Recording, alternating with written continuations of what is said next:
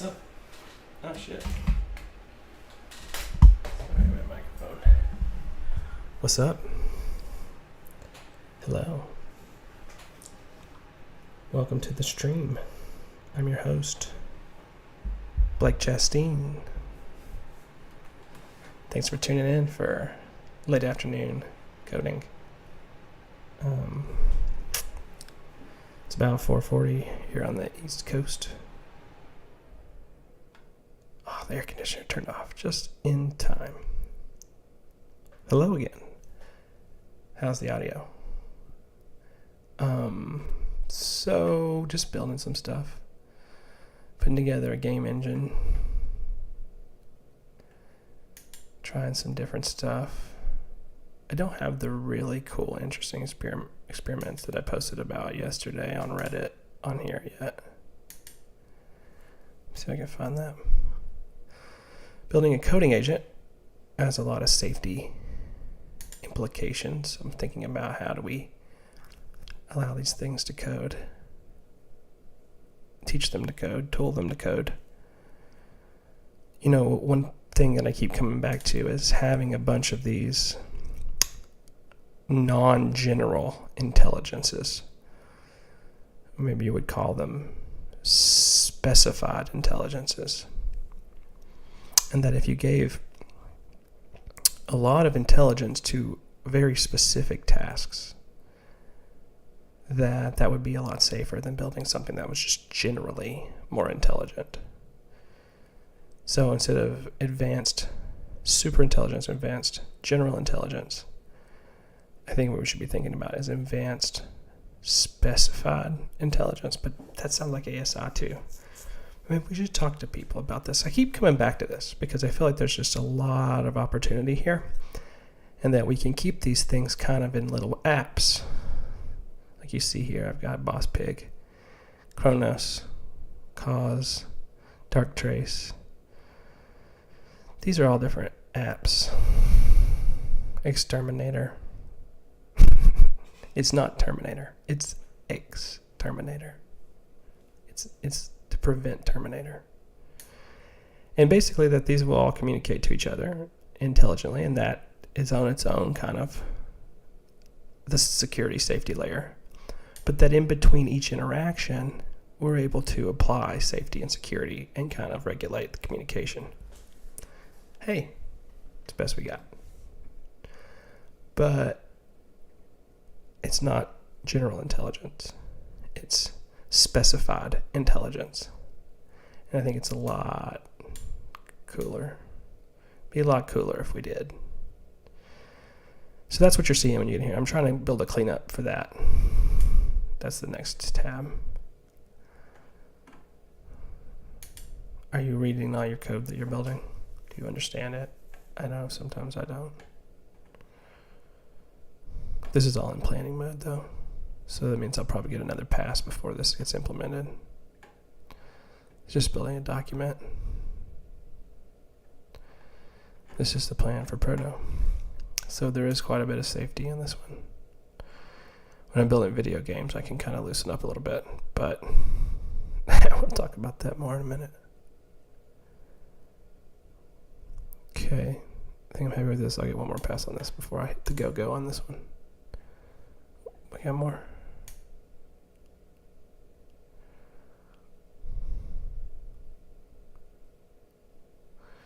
And a lot of this stuff pre-touched, so I can go a little faster. But some of it I totally don't understand all the way.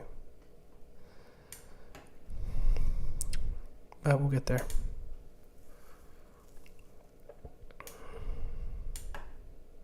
I don't think anybody understands it all the way, to be honest with you. You can always take sections of the code or pieces, copy them out, move them over into something that interprets it for you.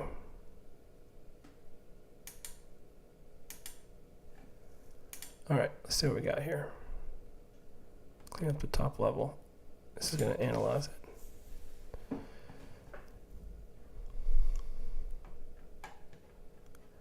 And it's just going over all these files right here and figuring out how we can make it not look so messy when you guys get in here. This is all part of a new project we're calling Easy Liftoff. So we're trying to make it easier for you to download the files and start using them. And I guess I'm saying we and referring to just the agents right now. I am doing most of the coding right now, but I am talking to a lot of people. Yeah, my mom goes, "Who's we?" Like, it's just me right now. But I do talk to a lot of people about this stuff.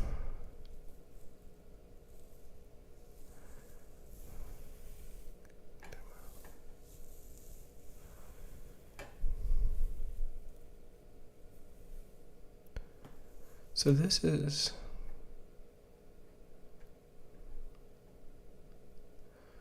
we're building the UI now. I'm building the UI. But I'm using a lot of help from the system. I have a lot of backend. Basically, backend's pretty easy. UI's been pretty tough. So that's another part of this is another part of the easy liftoff strategy. Is that we're trying to make it user friendly. I think user friendliness will win long term. But user friendliness is kind of a hard thing to catch. Users are pretty astute. So this is I don't think it's running right now, but can I click on that? Why won't you let me?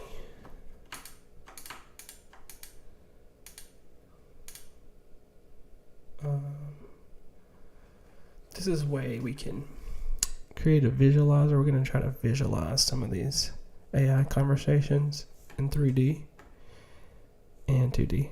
But, and then we're trying to set it up to, I'm trying to set it up to where it spreads it out collaboratively so that you can real time interact while you're having a chat with your data.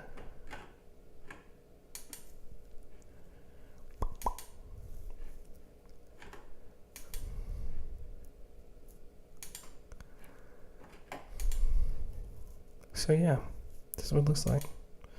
Building some red teaming software to try to test some of these things. This is my next big security step.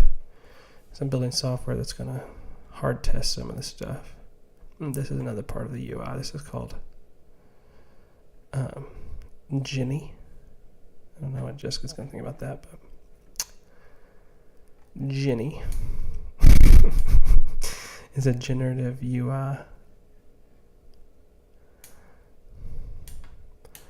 where most of the panels eventually will be generated on the fly. So I'm trying to build a UI generator so that it can just make software. You know what I mean? It's really good at backends, like I was saying. It sucks at UIs. So I thought, why not make a software that helps it self-assemble dashboards and user interfaces. So that's what I'm doing. I really like the name Ginny because it's like generator. Anyway, I'm really concerned about anthropomorphizing. If you go to my Reddit, you'll see a post about that recently posted about AI companions because I was building one and I still am building one, but I'm more nervous about it than I was. I'm kind of freaked out now.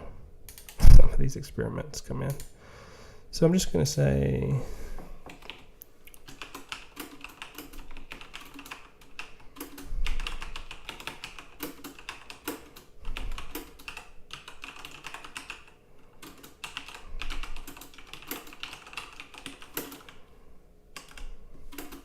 says, how do we finish with extensible, elegant, tasteful integration and world-class award-winning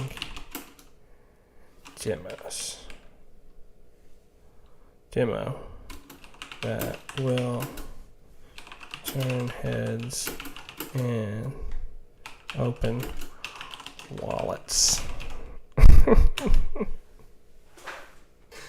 I cracked myself up.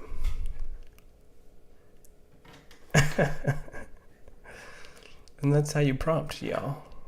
So it just really wanted, remember the sycophancy problem? It really just wanted us to be sycophants to it. Utility can do an awesome job. It does a better job.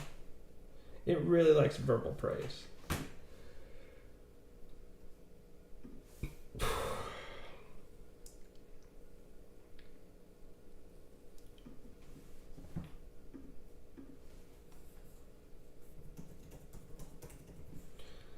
I'm still trying to figure out the best way to transition between my laptop and my desktop because it's so hard to not work on the same projects. You know, you want to think, oh, I'll just work on different projects on different computers and that'll solve all the code problems, but that doesn't work. So yeah, what this is supposed to do is it's supposed to render real-time dashboards and user interface stuff. I don't know if it'll work. It's based on research about how a lot of people are using AI to build UIs. This is a pretty recent development. And I'm building panels and stuff, you know, just like, why do we need to have everything be so structured? Why can't we just make an entire panel for what that moment and then it disappear forever? Would we use more panels? Would we need more? Would we have more user input if there was more opportunity to just generate panels? So I think the answer is yes.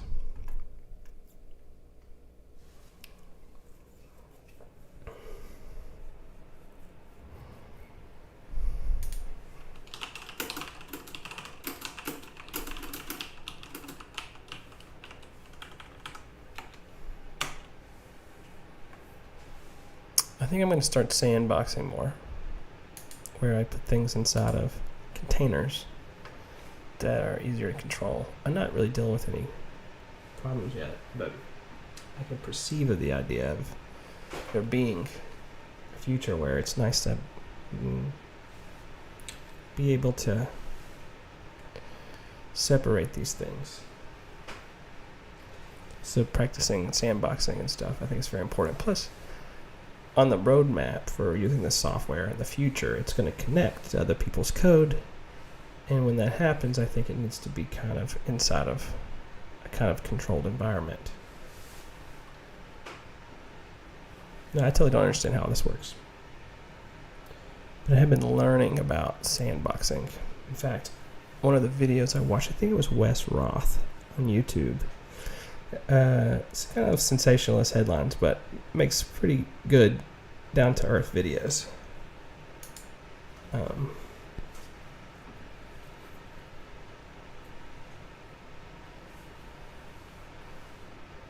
Let's see, what was I saying? I don't know. Looks like the stream's going down.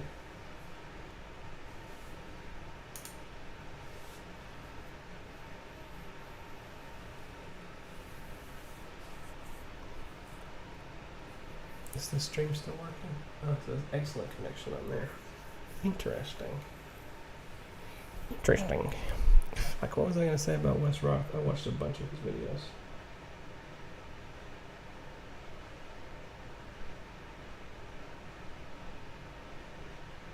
You have to play it back. Interesting.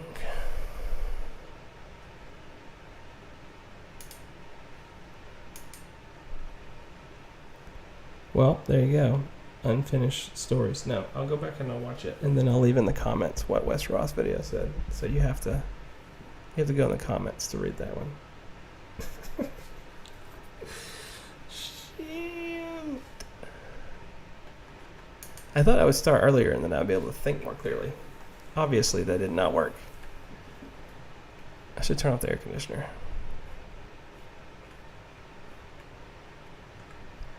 Wes Roth did have a really good one that just came out with that one guy that I really like. He's a little bit depressing. What's his name? I gotta start training my memory more. I'm just getting so much new input. It's hard to remember this shit. Okay. Maybe I should try to remember instead of look it up.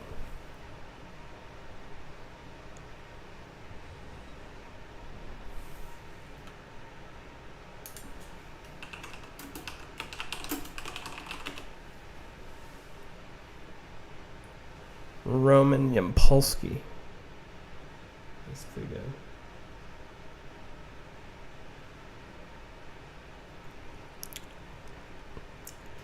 He's pretty pessimistic, but I'm glad that the video is getting out there because that kind of helps more people have the conversation, right? Jenny runtime integration plus world-class demo coming up. Architecture design. So imagine you're talking about an idea you have for something. What if you could visualize it out loud and you could just speak it into existence and the people you're working with could see it? Well, that sounds pretty cool, doesn't it? Well, that's what Jenny does.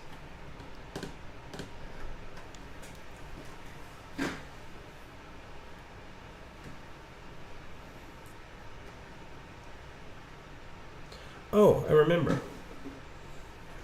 Wes Roth was talking about something you pay for, a service that was a sandboxing service. And I thought, oh, I need to check that out. And then it was like, boom. So it was like one of his ads.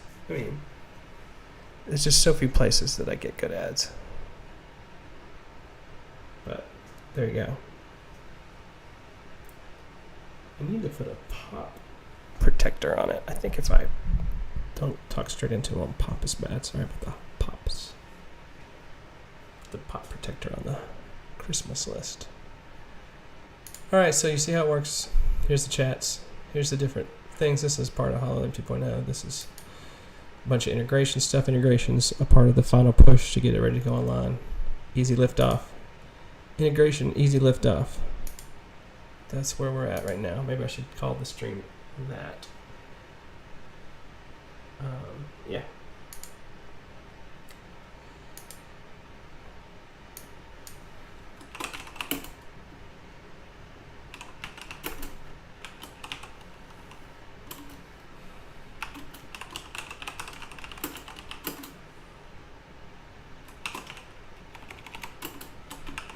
It's going to be a one-click install.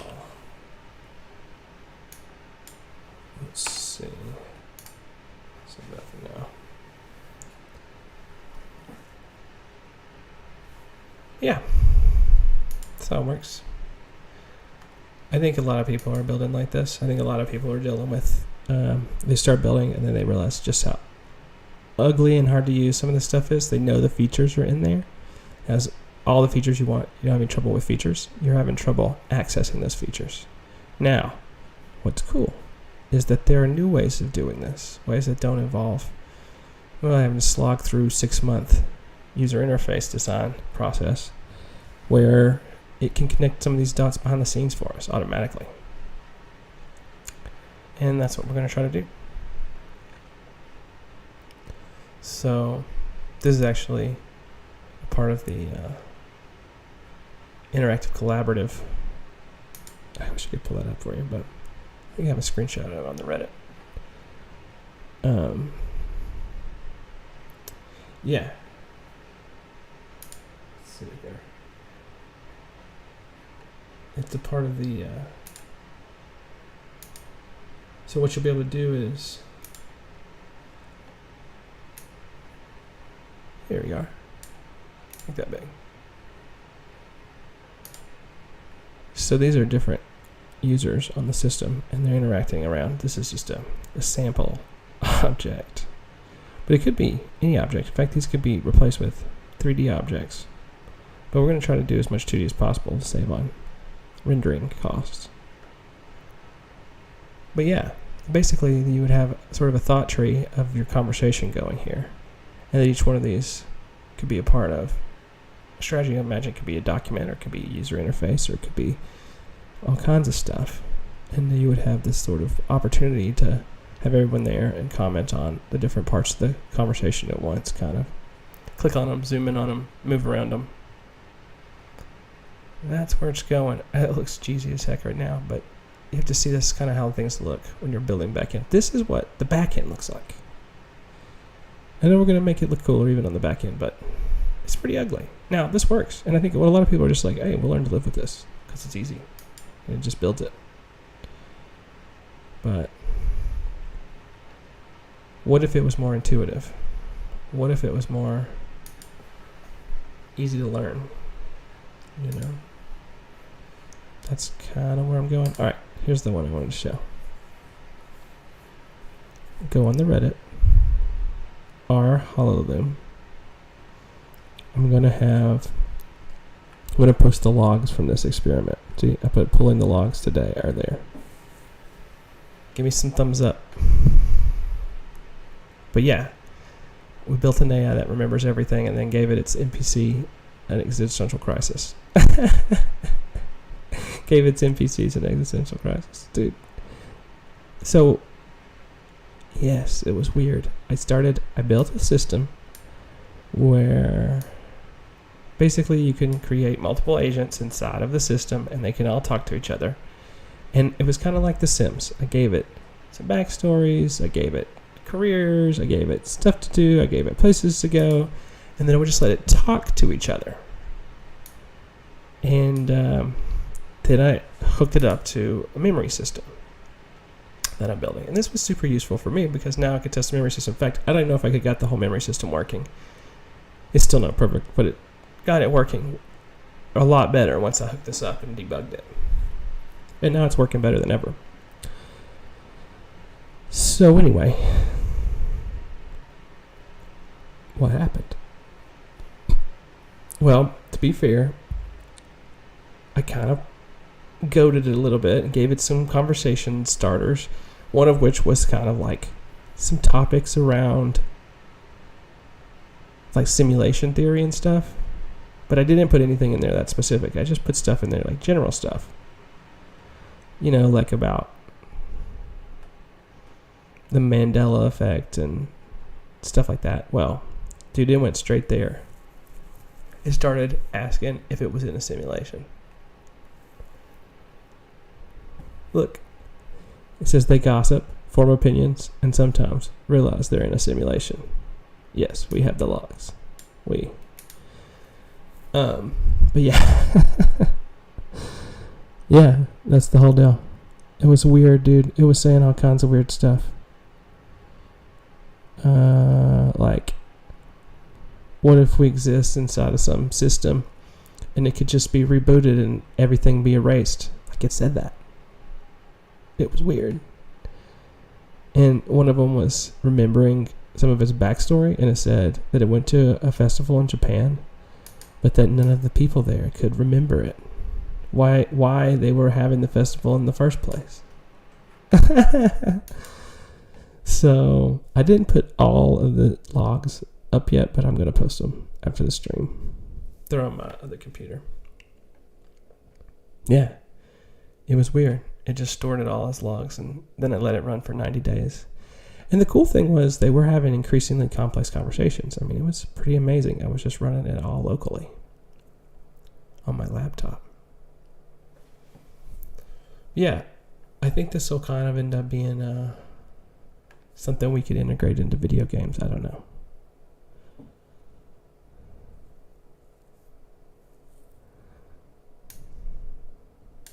Yeah, I guess you probably can't read all this.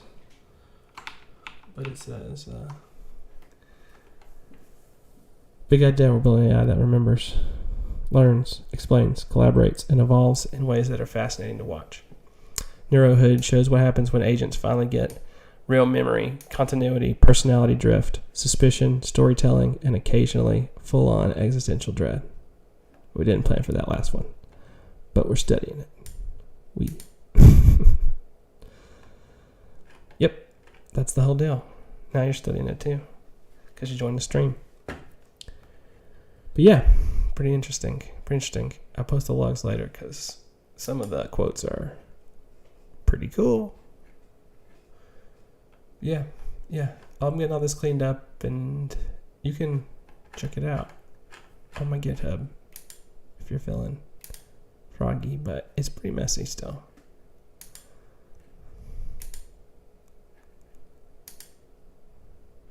But yeah, that's sort of how it works. Here's our plan from earlier that we made. And yeah, I gotta read this. This is a root cleanup, so I gotta be super careful. This is gonna help get it all cleaned up. Yeah, that's what you do. You just kind of pop around. If it's working on large projects, you go do something else. Come back, read what this final query stuff says. You know, I don't go in here and check every single code snippet that's being changed by hand. Maybe I should. Tell me in the comment section. Should I read every code snippet by hand? Yeah, that's sort of how it works. This is called VS Code, and it's free. And I'm using Claude Code inside of it, and it costs a little bit. But you should try it. It's pretty cool. This is another one I need to kind of take my time on, so I'm skipping it for now. It's not that I don't know what this says. It's that I have to write a more thoughtful next step, you see. So I can keep kicking these balls down the road. And when I come back around after the stream and I can think a little bit more, I can hit that a little harder. Oh, this is new. Short answer, no. Not for the current implementation. Here's why. Mock mode default. Text or prompt level.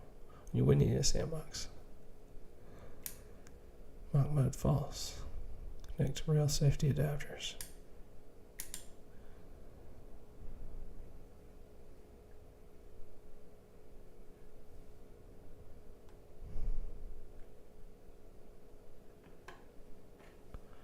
Perfect.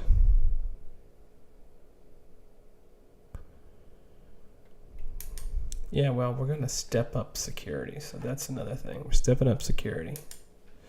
We can't say security is our middle name and it not be our middle name. So don't worry. Every time I talk to people about these projects I'm working on, their eyes get real big. And tell them some of the experiment stuff and their eyes get real big. I'm like, yeah. We're working on security stuff. But I do think it's a lot easier to build something that's insecure than it is to build something that's secure. You know what I mean? But yeah, so imagine you're talking, or you're contributing through text, and we see something here. You know, we see what we're talking about. Maybe it's a UI design, just an idea of one.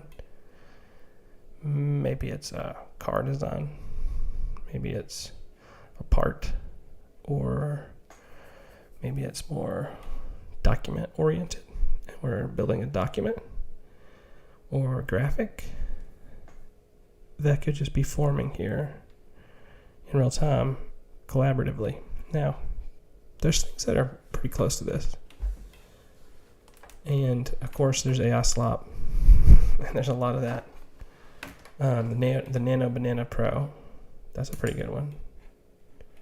I don't have that pulled up right here, but I can maybe pull it up. You know, and a lot of people think this stuff is all slop, and some of it is. Some of it is definitely slop. But like, let's see.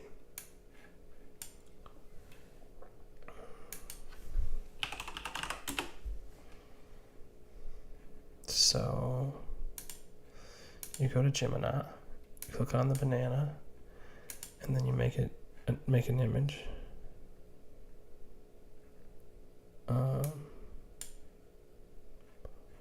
Close that or not? Oh.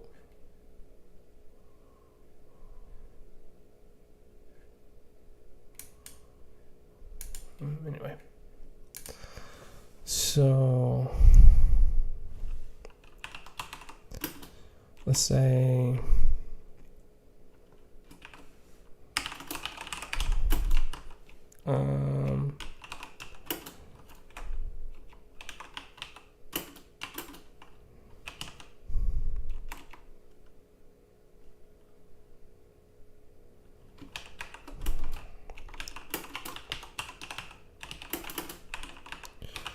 maybe I should paste in a UI document here.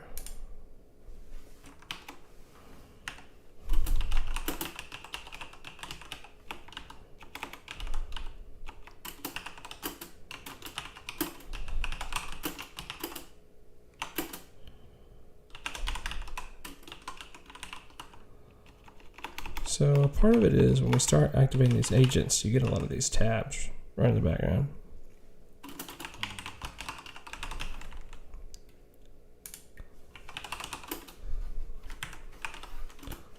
So I'm saying, oh, maybe you can't read this. I'm gonna make this big. Let's build a UI for accessing a multi-threaded chat discussion with agentic chat system for 2 online collaborators. Let's see.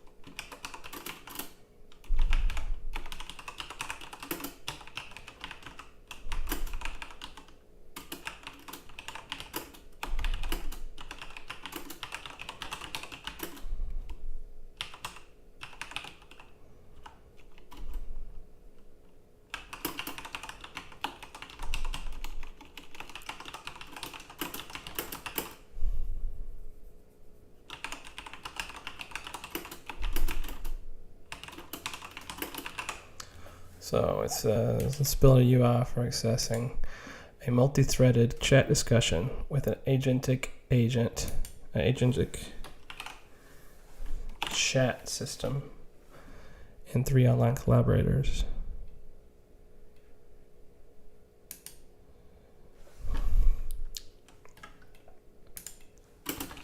There should be an intuitive and automatic way to shift between threads easily based on priority and wait time and gentle notifications that wait their turn.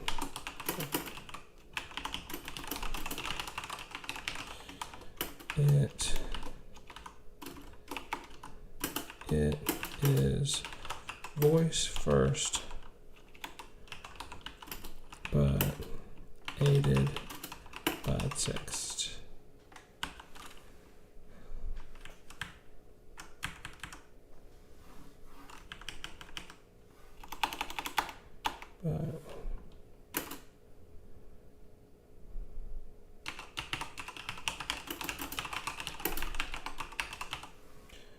So anyway,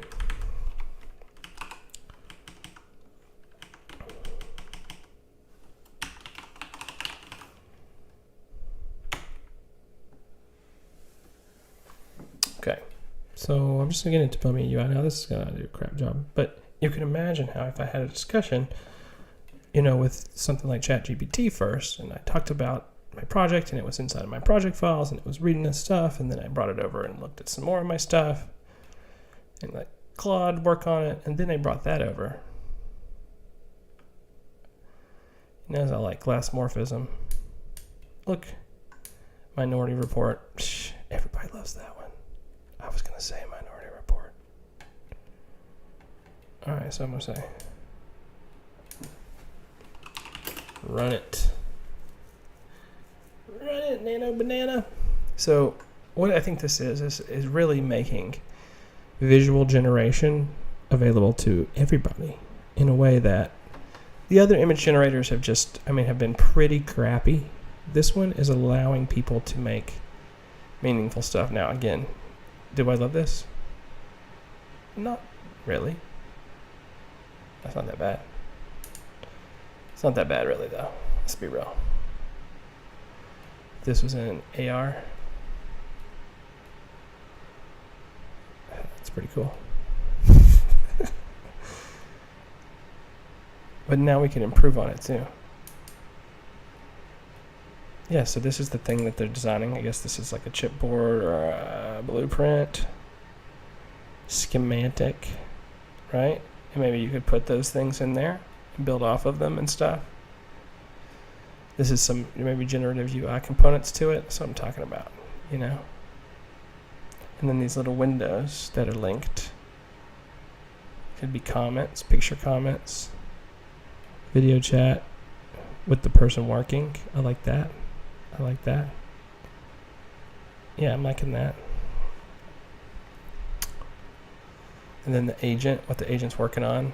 That's cool. I mean, imagine if this was a software schematic and it was showing, oh, this agent's working on this part of the software, this agent's working on this part of the software, right? So that's what I'm going to enhance it with.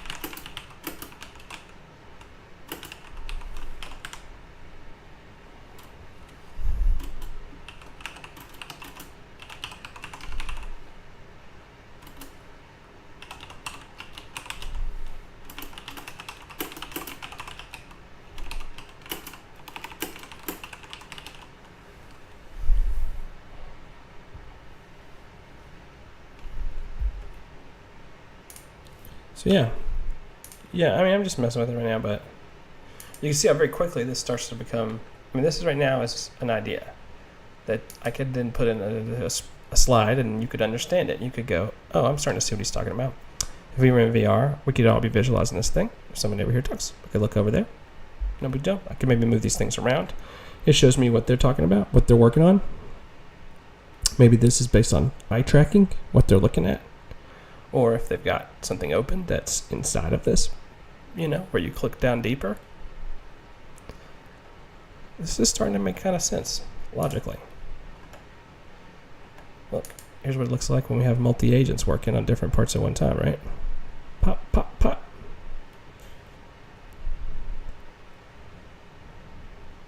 See, this is enough, I think. It's not perfect. It's not exactly what I would do.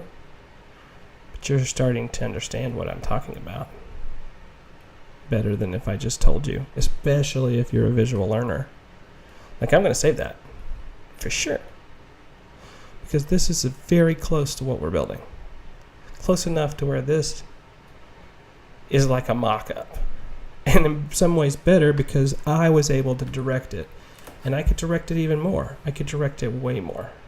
You saw how long that took me. And that's what the power of these things is. Not to generate slop. This isn't totally perfect, ready to go. It has its problems. But we visualize something together. And you have an idea of what we're building now better. Because I clicked a couple buttons and added this to the stream. So, hey, it's not totally invaluable either. I just think, okay, well, how much water did this use? How much power did this use? You know, we've got to maybe figure out,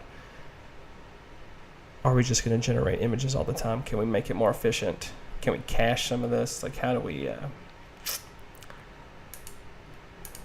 do this? You know, because, I mean, again, I'm paying for it, but maybe part of what I should be paying for is for everybody's water bill. Maybe it would be way more expensive if we were paying the downstream effects. So, just saying, I think these companies are offloading some of their costs onto the consumers.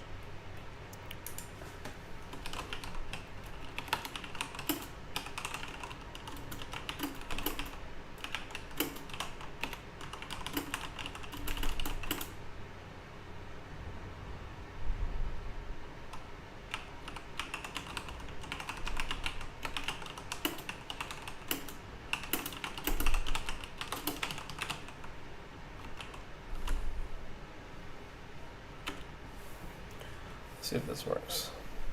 Yeah, and again, could I just ask it 50 questions and make some crappy ones and not worry too much about it? Well, maybe I won't, because I'm really trying to use inference for something that I feel like is more powerful than this. But if I were a designer, if this was my job, is this what I know how to do? I would be right here, and I would be trying to figure this out. You know?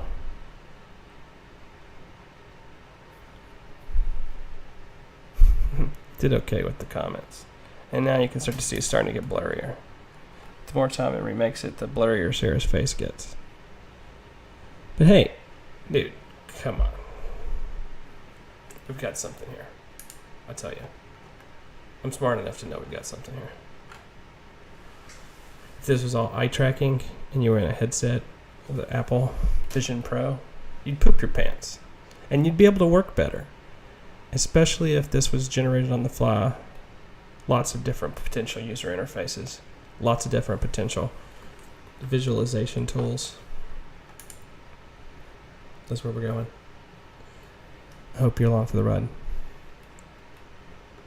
Thanks again for tuning into the stream today. I'm going to keep it short. I've got stuff to do. But yeah. Daytime stream. Was I more lively today than I am at 2 in the morning? Leave that in the comments down below. Have a great